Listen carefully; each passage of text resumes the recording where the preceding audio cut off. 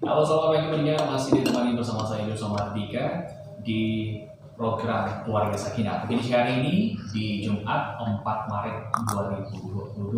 Ya, ini nggak terasa, baru kemarin kita perayaan tahun baru, sekarang sudah masuk ke bulan 3, juga sudah di hari yang keempat. Iya. Ya, cepat rasanya hari ini berlalu. Mungkin efek apa ya katanya ya Ustaz ya? Iya. Katanya kalau kita merasa hari makin cepat itu tanda-tanda mau hari H gitu. Iya. Ada yang mengatakan seperti itu Ustaz. Ada banyak seperti itu. Banyak yang mengatakan seperti itu. Tapi memang nggak tahu ya, hari-hari terakhir ini rasanya lebih cepat gitu Ustaz. Ya biasanya karena kita banyak utang. Biasanya. Biasanya ya. Iya, karena takut kok tanggal kok cepat kali gitu. Kok cepat kali gitu. Iya. Oke, pendengar, hari ini Keluarga Sakinah kembali ditemani bersama Ustadz UMK, Pak Rihana Febri. Pagi ini kami juga mengajak Anda di line telepon kami di 463351 atau di WhatsApp kami di 0811 777810. Nah, pagi ini pendengar kami ada topik yang menarik untuk menjadi pembahasan kita, yaitu apabila di keluarga kita, ya di keluarga kita ada yang memilih menjalankan atau memilih menganut agama lain gitu. Iya. Kita sebagai keluarga sebenarnya bagaimana sikap kita, apa yang harus kita lakukan. Nah, itu yang menjadi pembahasan kita pagi ini di Keluarga Sakinah. Oke. Silakan Ustaz. Oke, baiklah ya para pendengar dimanapun Anda berada. Topik kita pagi ini adalah andaikan ada keluarga yang memilih agama lain.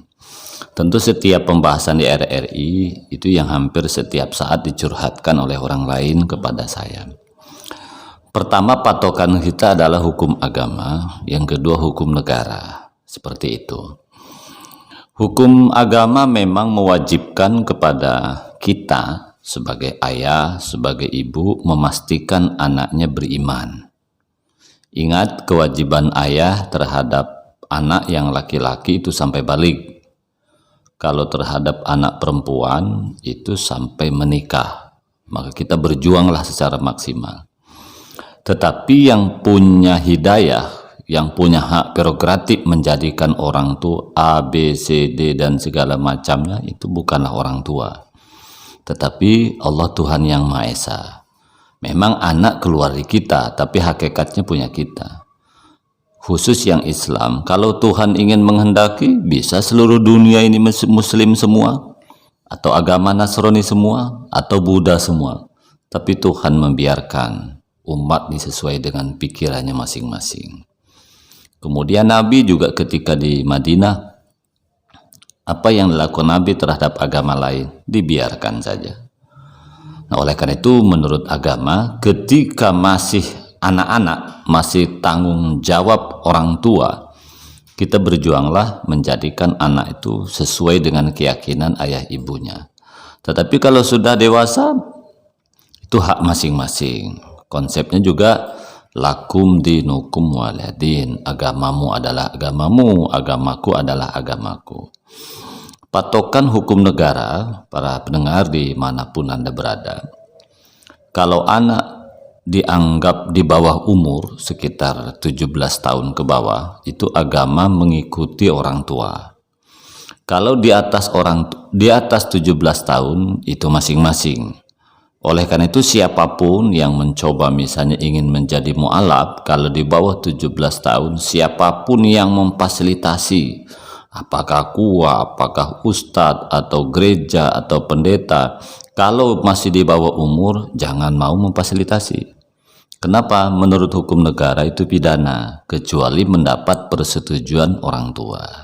Makanya kalau misalnya ada orang mau mu'alaf, mau masuk Islam, tapi ke umurnya baru SMP, 16 tahun, ada pula masjid nekat memfasilitasi, dibuatkan sertifikat mu'alaf, itu masjid bisa dituntut kalau tidak mendapat persetujuan orang tuanya. Itu kalau secara hukumnya Ustaz? Ya hukum, ini cerita hukum. Walaupun dia mau, gitu ya. Tapi kalau sudah lebih 17 tahun ya atau punya KTP, orang tuanya tak boleh menghalang-halangi, baik hukum agama maupun hukum negara. Saudaraku, ketika kita punya keluarga yang ternyata satu pindah agama, Bukankah kita hanya kewajiban yang diberikan Allah Tuhan Yang Maha Esa kepada kita hanya sebatas nasihat, hanya sebatas tausiah, hanya sebatas membimbing. Tidak ada kekuatan kita ini bisa mempengaruhi orang itu sebagaimana yang ada dalam otak kita. Nabi Muhammad saja tidak bisa mengislamkan pamannya Abu Thalib. Kurang apa dia? Kurang apa sayangnya Nabi dengan Abu Thalib? Kurang apa hebatnya Nabi itu di hadapan Allah Subhanahu wa Ta'ala? Faktanya Nabi tidak bisa juga mengislamkan pamannya. Artinya ini menunjukkan kita hanya berkewajiban dan jangan sampai kita menyakiti dia. Khusus dalam Islam, yang wajib kita perangi, yang wajib kita marah itu kan kafir harbi. Kafir harbi itu adalah non-muslim yang memusuhi Islam. Nah, kalau ada keluarga kita pindah agama karena maunya dan dia tidak membenci kita, dia tidak mengganggu kita, ngapain kita pusing-pusing? Toh itu hak dia, kecuali dia pindah agama kemudian angkat senjata mau nembak kita, nah baru kita melawan. Kalau dia pergi suka-suka dia, biarkan saja. Kan itulah yang diajarkan Nabi. Kemudian ya, khusus anak ketika punya orang tua non muslim, ya kan banyak nih, begitu sebelumnya misalnya muslim, sebelumnya misalnya non muslim, anak itu pindah ke Batam, mungkin dapat hidayah atau ketemu teman atau menikah. Ya, kita ingat dosa yang paling besar dalam Islam itu adalah syirik. Syirik itu artinya menyekutukan Tuhan. Anggaplah non muslim itu syirik. Yang syirik itu pun anak tetap wajib hormat kepada orang tua. Apalagi kalau sekedar orang tua pezina, orang tua pencuri, orang tua pembunuh, orang tua narapidana, orang tua koruptor, orang tua melakukan perbuatan yang tidak baik, itu tidaklah sebesar dosa syirik. Yang syirik itu pun anak tetap wajib hormat kepada orang tua, apalagi sekedar melakukan perbuatan yang tidak baik. Nah, jadi sebenarnya andaikan ada keluarga kita pindah agama, ya, pertama tugas kita hanya bisa membimbing, tugas kita hanya mengawasi, tugas kita hanya bisa menasihati. Tetapi kalau anak kita, ayah kita, pemilik kita, siapapun pindah suka-suka dia, ya sudah, satu, mungkin kita koreksi diri. Mengapa dia bisa seperti itu? Mungkin kesalahan saya. Umumnya orang pindah agama ini kan bukan sekedar dia mengakui agama lain itu baik, tapi kadang-kadang kurang nyaman bersama kita. Contoh, kita ada di Islam misalnya, ada juga saudara kita yang pindah agama lain, itu fakta menunjukkan banyak. Kadang-kadang dia juga bukan berarti menganggap Islam itu salah, bukan menganggap agama lain itu benar. Dia lebih nyaman berada pada komunitas agama lain itu. Sementara di Islam, walaupun ajarannya benar, tapi keluarganya, pemilihnya, tokohnya, emak bapaknya tak benar. Ini kan persoalan pertemanan sebenarnya. Oleh karena itu tugas kita koreksi diri. Yang kedua, tetap doa. Misalnya, ya Allah ya Tuhanku, kembalikanlah dia ke jalan yang benar. Perkara nanti terakhir sampai akhir hayat dia juga tetap kembali, itu berarti Allah lah yang punya hidayah. Saudaraku dimanapun Anda berada, jangan pernah putuskan tali silaturahim, jangan pernah saling membenci, jangan pernah saling mengucilkan, apalagi seolah-olah dia menjadi musuh hanya gara-gara beda agama. Mengapa? Banyak bukti saya sebagai hari-hari menjadi konsultan konflik keluarga. Ketika ada anaknya masuk Islam, gitu ya, di Batam, dari anak 5 itu, ternyata anak yang muslim juga yang ngurus orang tuanya, yang tadinya yang lain tak diurus juga. Apa maksud saya? Terlalu banyak juga sebaliknya anak kita pindah ke agama lain, justru yang tidak satu agama itu yang mengurus kita di hari tua kita. Yang anak kita yang satu keyakinan dengan kita peduli pun tidak. Tapi justru yang beda keyakinan itu yang peduli dengan orang tuanya. Nah, maksud saya, siapapun kita kalau punya keluarga, apakah anak, apakah orang tua, biarkanlah itu. Mudah-mudahan suatu saat doa kita hanya kepada Allah Subhanahu wa Ta'ala, kembali ke jalan yang benar. Ada pengalaman sebenarnya dari orang tuanya Angelina Sondah yang baru saja keluar dari LP kemarin ya. Itu kan Angelina Sondah ini sebelumnya kan penganut agama Kristen dari Manado, Sulawesi Utara. Bapaknya namanya kalau nggak salah Frankie Sondah. Jadi dia bilang bapaknya dia sangat kecewa ketika anaknya pindah agama. Karena Angelina Sondah ini bukan kaleng-kaleng. Dia putri Indonesia, orang hebat, rakyat Australia, artinya bukan karena orang miskin. Kok bisa pindah agama? Bapaknya marah, malah keluarga besarnya ya menyuruh buang saja Angelina itu, singkirkan saja, dia telah mempermalukan keluarga besar kita. Maklum bapaknya pemimpin gereja selama 15 tahun, bisa dikatakan pendeta. Itu menurut pengakuan bapaknya di sebuah media. Kemudian dicemooh oleh keluarganya, oleh teman-temannya, dan dia melakukan roadshow. Roadshow itu artinya bertanya-tanya kepada sesama teman pendeta, kepada sesama teman rohaniawan. Nah, jadi temannya ini pelajaran kita semua, sahabatku ya. Jadi teman-teman pendeta itu mengatakan kepada dia, kamu Kristen apa bukan? Dijawab, Kristen. Bertanya lagi kepada yang lain, kamu Kristen apa bukan? Kristen. Bukankah kalau Kristen ditampar pipi kanan diberikan pipi kiri? Kalau ditampar pipi kiri diberikan pipi kanan? Artinya, walaupun kau kecewa dengan anakmu, dia adalah tetap anakmu. Nah, dan itu juga mestinya pelajaran kita juga, khusus yang muslim. Karena dalam Islam juga sama sebenarnya. Andaikan kita beda agama, tetap wajib saling hormat menghormati apakah keluarga atau bukan. Kalaulah kita berpikiran seperti Rasulullah, kalaulah kita berpikiran sebagaimana ulama-ulama yang membawa kedamaian, damailah dunia ini sebenarnya. Ini kan persoalannya orang-orang tertentu yang mungkin bernafsu, beregois, yang membuat rusak rumah tangga kita. Kebetulan saya terlahir dari Wonosari, Gunung Kidul, Yogyakarta. Di sana biasa saja, bapak, ya, anak, kakak, adik, beda agama, itulah toleransi. Beragamalah yang baik, bertoleransilah yang baik. Saya kira itu yang dapat kami sampaikan. Silahkan yang jelas untuk bertanya. Terima kasih buat Ustaz Mariono pagi ini dengan topik kita nih yang hangat ya, sikap dari keluarga, dari keluarganya dia yang pindah ke dalam. Salah satunya tadi ada si Angelina Sondah ya, yang baru saja keluar dari tindak pidana korupsi. Iya betul. EKTP ya? Banyak dia, ya? Wisma Olahraga dia. Wisma Atlet ya. Bukan betul. Ya. Nazarudin juga yang punya kerjaan. Endegeng ya. Iya endegeng.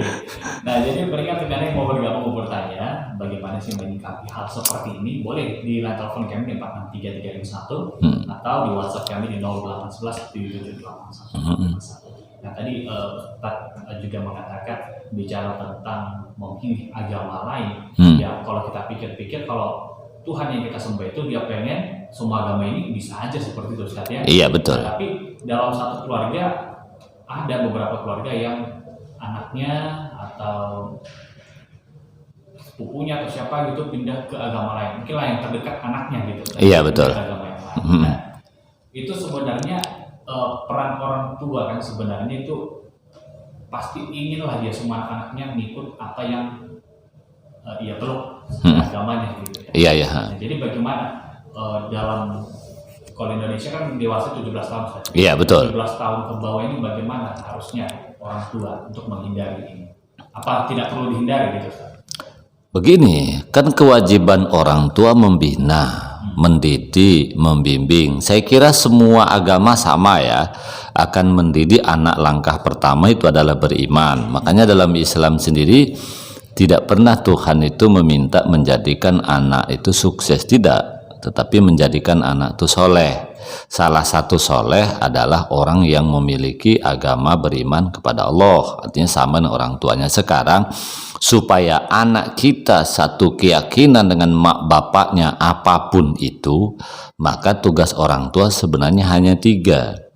Satu, bimbing anak itu dengan cara yang baik. Bimbing itu artinya ya bisa kita membimbing langsung mak bapaknya, tapi kalau mak bapaknya itu tidak bisa membimbing, ya titiplah anak itu kepada lembaga sesuai dengan keyakinan bapaknya. Kalau Islam ya mungkin ke pondok atau ke madrasah. Kalau di sekolah umum ya di rumah harus belajar ngaji, TPQ segala macam. Itu langkahnya. Yang kedua, orang tua harus berikan keteladanan.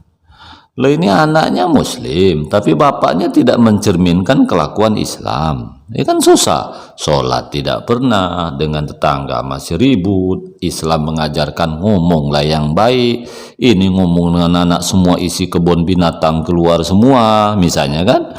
Berarti anak ini kan ingin mengikuti yang dilihat, bukan apa yang diucapkan. Jadi ayah ibu itu betul-betul tindakannya Islami, jadi pendidikannya sudah Islami. Kalau dalam agama Islam ya, ucapannya juga Islami. Ini bagi orang tua. Yang ketiga, langkah orang tua supaya anak itu satu keyakinan orang tuanya apapun agamanya ya lingkungan.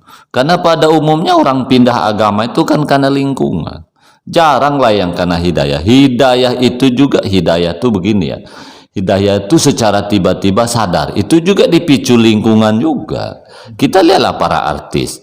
Kenapa artisnya kan banyak, mungkin ratusan, dari muslim pindah ke non muslim karena lingkungan kan, dari non muslim masuk Islam karena lingkungan juga. Si Angie itu atau Angelina itu kan karena lingkungan juga. Bayangkan bapak ibunya pemimpin gereja, kenapa bisa menikah dengan Haji Mas Said misalnya? Kenapa dia bisa masuk Islam? Karena mau menikah, artinya karena lingkungan. Begitu juga orang Islam yang ingin pindah ke agama lain, umumnya kan karena lingkungan juga. Oleh karena itu tugas orang tua yang minimal 3. Didik anak itu sesuai dengan agama yang benar. Yang kedua, jadikanlah orang tua itu teladan yang benar. Kalau Islam mengajarkan sebelum makan baca bismillah, ya orang tua tuh sebelum makan baca bismillah dulu.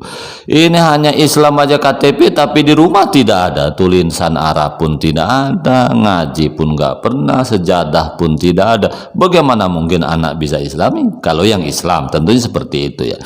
Yang ketiga itu tadi yang saya bilang ya, di lingkungan. Karena lingkungan itu sangat menentukan. Kan kita tahu kalau kita bermain air akan basah, bermain api ya panas, bermain debu ya akan kotor. Saya kira itu 3 pokok. Iya, berarti lebih dominan ke ini lingkungan Ustaz ya? Iya betul. Lingkungannya. Tapi kenapa Ustaz bilang tadi hidayah itu jarang lah gitu? Jadi kalau mau membedakan ini hidayah, lingkungan, semua sendiri yang itu gimana Ustaz? Ya hidayah itu begini ya. Walaupun antara hidayah dengan ikhtiar itu beda-beda tipis, tapi agak beda. Hidayah itu begini, tidak ada yang mengajak, tidak ada yang mempengaruhi, bapak nggak pernah ngajari, teman-teman tidak ada. Tiba-tiba hati itu ingin sekali masuk Islam. Kan banyak yang seperti itu. Tak ada teman yang mempengaruhi, tidak ada yang mengajak, mungkin dia tiba-tiba baca buku, tiba-tiba mimpi, kok saya ingin masuk Islam terus. Nah kira-kira seperti itu hidayah. Walaupun hidayah itu tidak berdiri sendiri, walaupun pasti ada pemicu. Contoh, saya banyak sekarang kejadian begini, yang tadinya artis pornografi, yang tadinya artis mengumpal aurat, dengarkan ceramah Ustadz Abdul Somad, dengarkan, akhirnya baca dan dapat hidayah. Artinya hidayah itu juga pasti ada pemicu. Saya misalnya berada di rumah di samping gereja, nah tiba-tiba dengar bunyi lonceng tuh, tiba-tiba saya ingin masuk Kristen ya. Nah kira-kira seperti itu. Jadi maksud saya kalau hidayah itu agak susah dikendalikan, agak susah didesain, karena itu hak prerogatif Allah Tuhan yang Maha Esa. Begitu juga Abu Thalib dalam Islam, paman Nabi ya. Bayangkan Abu Thalib itu yang mengasuh Nabi dari usia 8 tahun. Abu Thalib lah yang melindungi Nabi dari hantaman Yahudi, dari hantaman kafir Quraisy. Ketika ada orang membenci Nabi, Abu Thalib lah orang yang pertama melindungi Nabi. Tapi sampai akhir hayatnya dia tidak mau masuk Islam. Nah, artinya apa? Hidayah itu bukan kita yang menentukan. Hidayah itu kuasa Allah, Tuhan Yang Maha Esa. Saya kira itu. Jadi tidak semua juga bisa mengikuti agama dari orang tuanya, Ustaz ya. Oh. Kalau bicara Abu Thalib aja kepada Nabi sudah dekat sekali gitu, Ustaz ya. Nggak bisa. Tidak bisa. Gitu. Nggak bisa. Kita kan hanya bisa ikhtiar. Faktanya banyak juga yang alumni pondok pesantren masuk ke agama Kristen. Itu kan faktor hidayah. Banyak juga para pendeta yang sekarang menjadi penceramah yang kondang di TV-TV itu kan. Artinya apa? Hidayah itu punya kuasa Allah. Jadi kita tak perlu terlalu kaget, tidak perlu terlalu galau. Itu tadi saya bilang, kalau Allah Tuhan Yang Maha Esa bisa menciptakan bumi ini, agama pun bisa dia kendalikan. Kalau Allah punya mau, satu aja ngapain? Kan tidak juga. Nah, jadi karena Allah pun membiarkan agama ini bermacam-macam, ya kita pun tugasnya hanya membawa misi, hanya berdakwah, hanya tausiah. Kalau orang tuh mau atau tidak, wallahu alam. Nah, saya kira begitu. Itulah tugas kita. Iya, tugas kita. Iya, ya. Mungkin juga anaknya dipaksakan, sementara kalau secara undang-undang ya udah dewasa, dia memiliki kebebasan sendiri. Iya, betul. Tapi kalau misalnya kalau secara syariat Islam itu gimana? Iya, secara syariat Islam kan sama. Kalau menurut ajaran agama begini, kalau anak laki-laki itu sampai balik, berarti sekitar ya sampai dewasa aja 15 tahun lah. Tapi kalau anak perempuan sampai menikah. Jadi gini, dosa anak, dosa orang tua. Kalau ada anak pindah agama, berarti dosanya orang tua. Dengan catatan kalau laki-laki sebelum balik, berarti di bawah 15 tahun. Kalau perempuan sebelum menikah. Gitu kan, dari sisi hukum agama. Kalau sudah nikah, urusan dia. Persoalannya adalah orang tua juga tidak bisa dipaksa-paksa. Kewajiban orang tua itu kan faida azamta fatawakal Allah, hanya bisa ikhtiar. Yang penting nasihat. Contoh, anak tidak sholat, orang tua tak pernah menasihati anak, maka orang tua dosa. Tapi kalau orang tua didik, sudah teladan, sudah tempatkan pada lingkungan yang baik, sudah.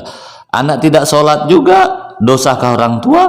Tidak sebenarnya. Jadi maksud saya, kewajiban dalam Islam pun membimbing anaknya beriman hanya sebatas ikhtiar saja. Kalau perkara anak maunya dia, siapa yang punya kuasa? Allah saja membiarkan gitu kan, apalagi orang tua. Nah, saya kira itu.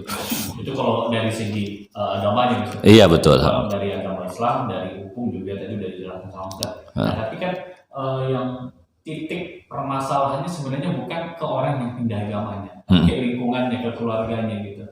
Seperti orang tua itu gimana cara dia untuk berdamai dengan kehidupan dan fakta kenyataan seperti itu. Iya. Sebenarnya sama juga ya. Saya kan hari-hari di kantor Kementerian Agama kan juga menangani mu'alaf ya. Sedang proses masuk Islam, mak bapaknya datang dari Medan gitu kan, bawa polisi pula, bawa tentara ya. Sudah kita jelaskan, anak ini punya KTP segala macam. Nah, yang dari pihak Muslim pun sudah menjelaskan, dia tetap tidak mau. Begitu juga sama, banyak juga yang Muslim pindah ke agama, ngamuk juga. Malah kamu mulai hari ini bukan anakku lagi, kata kita. Kata mereka sama juga. Bahkan yang lebih konyol melibatkan aparat. Itu menurut saya aparat tak betul juga. Dia kan tahu hukum sebenarnya kan, mestinya ya harusnya biarkan sajalah. Kenapa? Itu. Nah, jadi kalau mengatasi seperti itu menurut saya 3 saja. 1, pahami agama masing-masing. Ya, jangan ego harga diri, jangan ego. Ini kan yang tukang kompor ini kan keluarga sebenarnya. Sama dengan kita mau menikahkan anak kita maunya ini. Ya, anak kita maunya beda. Bapaknya kadang nggak masalah. Tapi kata orang Padang, tuh nenek mama ini yang tak betul kan, kakak, paman segala macam.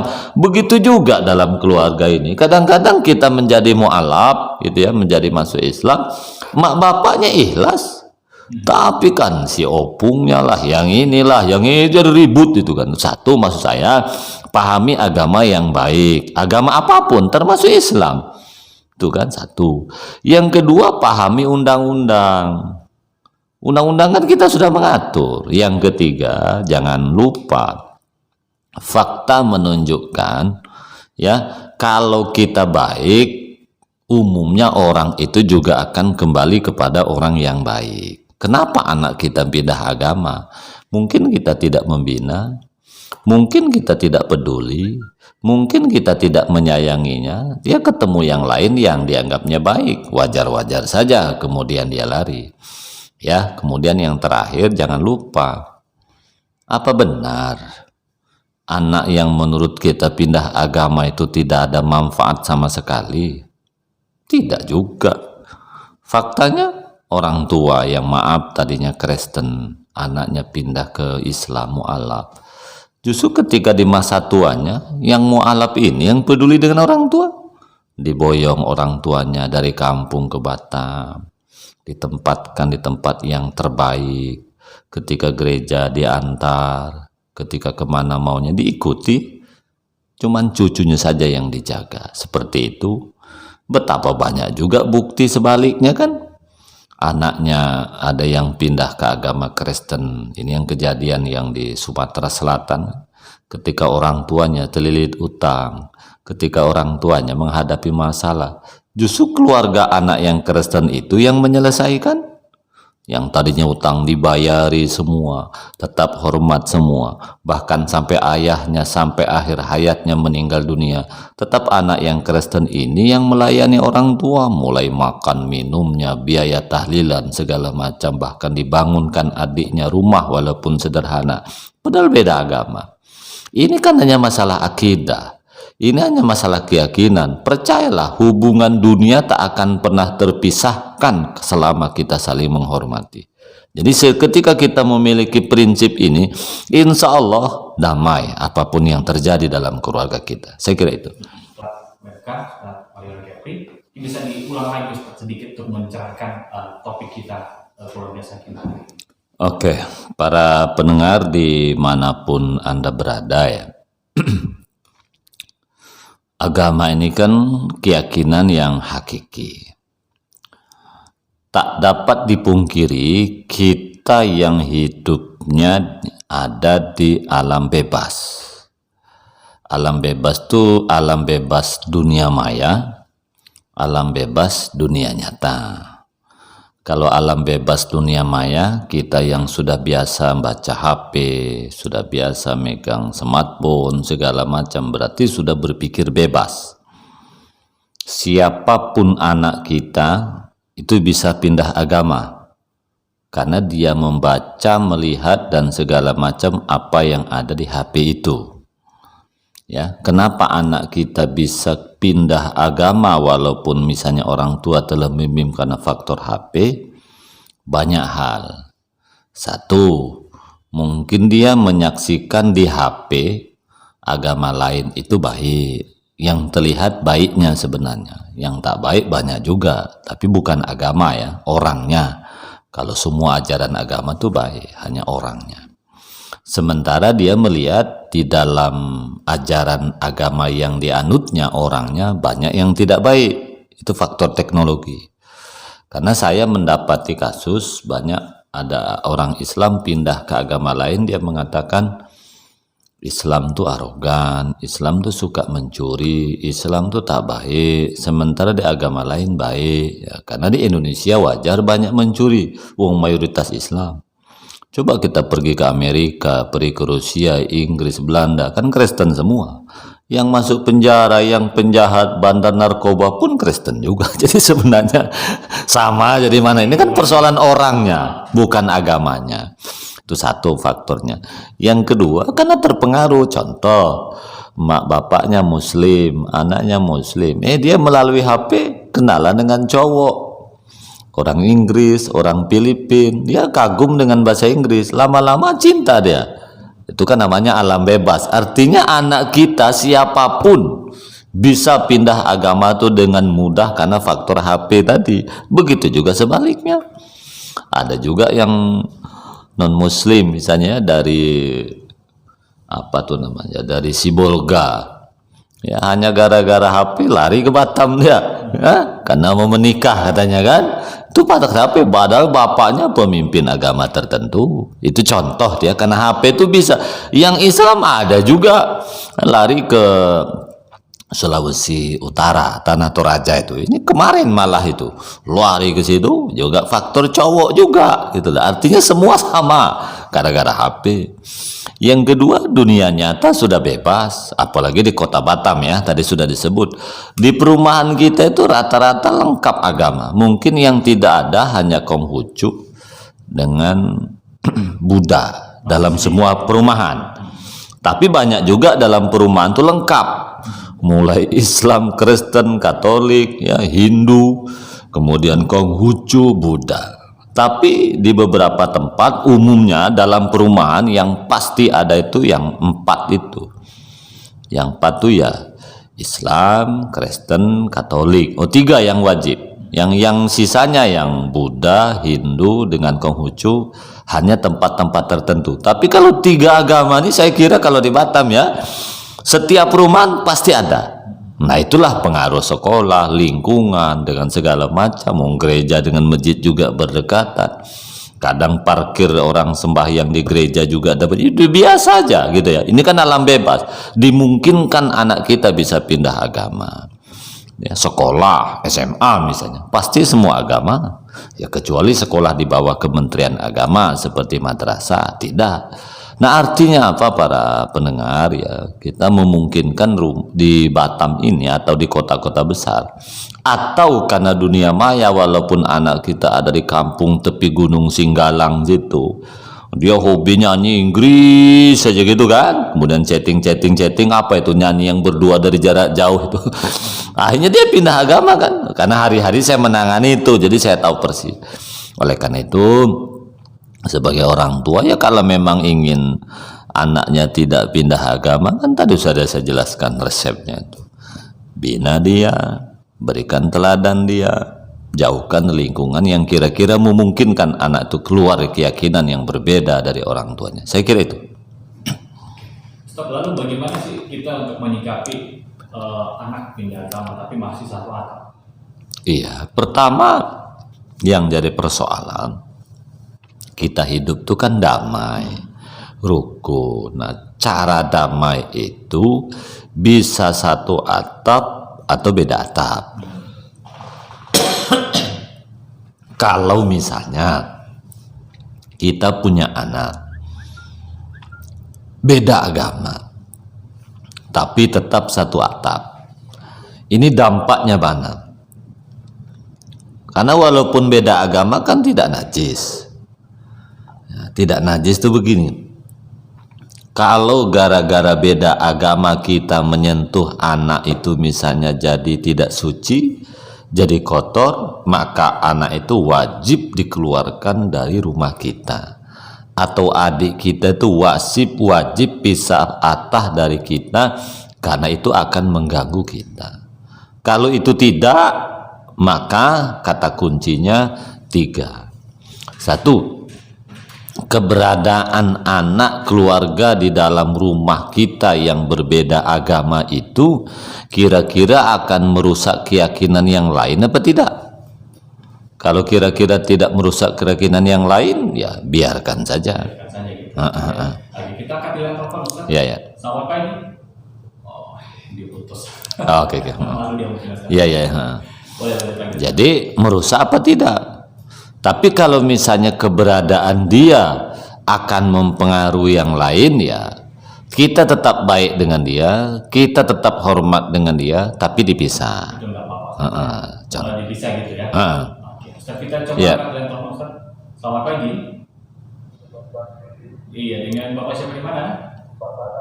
Pak Syahda. Ya, silakan Pak. Silakan Pak Syahda. Waalaikumsalam warahmatullahi wabarakatuh. Silakan Pak. Iya, ya. Ini kalau anak bisa juga nih kalau sesama orang tua, karena ada juga orang tua beda agama. Iya, ya. Silakan, Pak.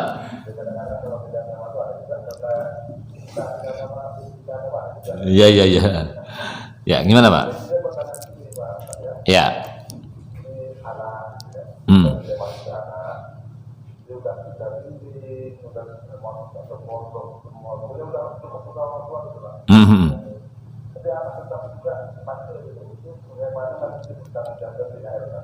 Iya, iya, iya.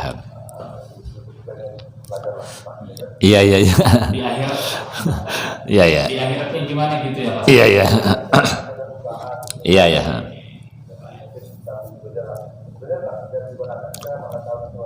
Iya, iya. Biar tahu menyikapi gitu. Iya, iya. Pak, ya. Iya, iya, iya. Tapi jangan jadi takut-takutin Pak. Iya, iya. Oke. Oke, oke. Ha. Ya, terima kasih. Ya, oke, oke. Ha. Waalaikumsalam warahmatullahi wabarakatuh. Ini kalau bicara di dunia ya seperti tadi lah palingnya. Iya, iya. Tapi kalau di akhirat itu diusul bagaimana? Oke, jadi gini.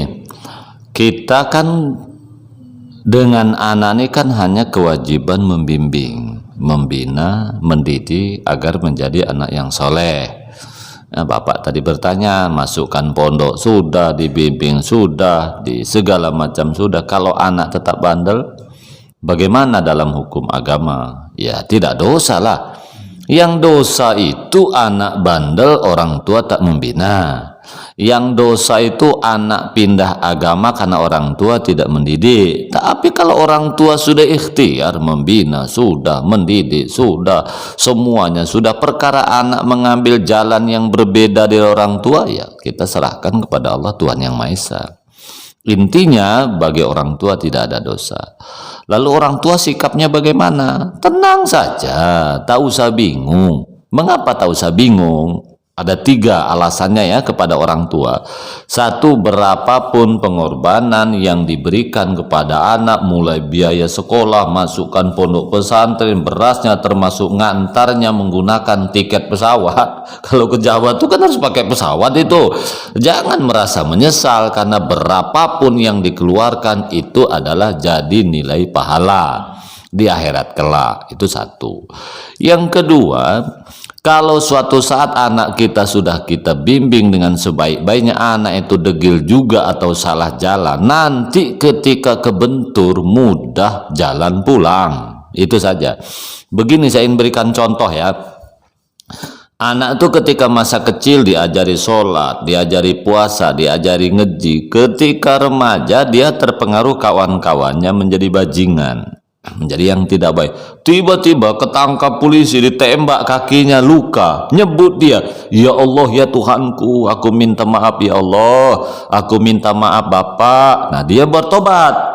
Nah cara tobat sudah ketemu, sholat pernah belajar, ngaji pernah belajar. Yang repot itu kalau dari kecil diajari agama nggak pernah, ngaji nggak pernah, keimanan tidak pernah, jadi bajingan juga, ditangkap oleh polisi, ditembak kakinya, masuk penjara, tidak ada rohaniawan. Kebun binatang yang keluar. Kebun binatang yang keluar gitu loh. Jadi artinya sebenarnya Pak, sama dengan begini Pak, Bapak menyekolahkan anak sampai sarjana. Setelah sarjana ternyata nganggur Pak ya, 12 tahun kemudian Pak ya, tiba-tiba anak kita kaya, nak jadi caleg. Salah satu persyaratan misalnya S1, sudah punya modal ya, walaupun tamat sekolah kemarin tidak terpakai. Jadi itu salah satu Sudah cara. kriteria. Kemudian Bapak jangan salah, fakta menunjukkan kadang-kadang yang baik dengan kita orang tua ini yang anak degil juga masa kecilnya itu.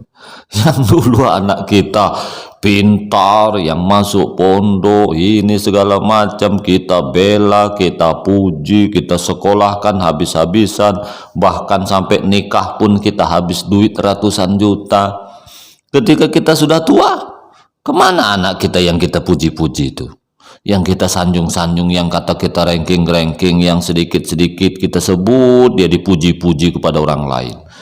Dia sibuk dengan jabatan di luar, sibuk ngurus anak, sibuk ngurus istri, sibuk ngurus jabatan. Nah, nengok orang tua, baru nak mati dia pulang. Ini fakta. Itu ada yang seperti itu. Iya, Banyak juga. banyak. Tapi anak yang degil, bapaknya sudah mati-matian sampai nangis-nangis, tak memiliki jabatan apapun, tinggal di kampung, tak punya harta, tak punya apa-apa. Justru dia yang mendampingi kita di akhir hayat. Dialah yang menyuapi makannya, dialah yang membimbing kita, yang pakai pakaian segala macam karena sudah uzur. Ini fakta. Jadi kita tak usah sedih sebenarnya apapun yang terjadi pada anak kita. Saya kira itu. Yang penting agama secara pribadi juga berkembang. Iya, iya. Oke, terima kasih Ustaz Mariono sudah hadir di Pusat Kedaruratan dalam program Keluarga Sakinah. Mudah-mudahan pendengar kami semuanya bisa mengambil poin-poin yang penting dari topik kita, di mana apabila ada dari keluarga kita yang memilih agama lain. Iya, iya. Terima kasih Ustaz, selamat pagi. Oke, sama-sama. Assalamualaikum warahmatullahi wabarakatuh. Waalaikumsalam. Pendengar kita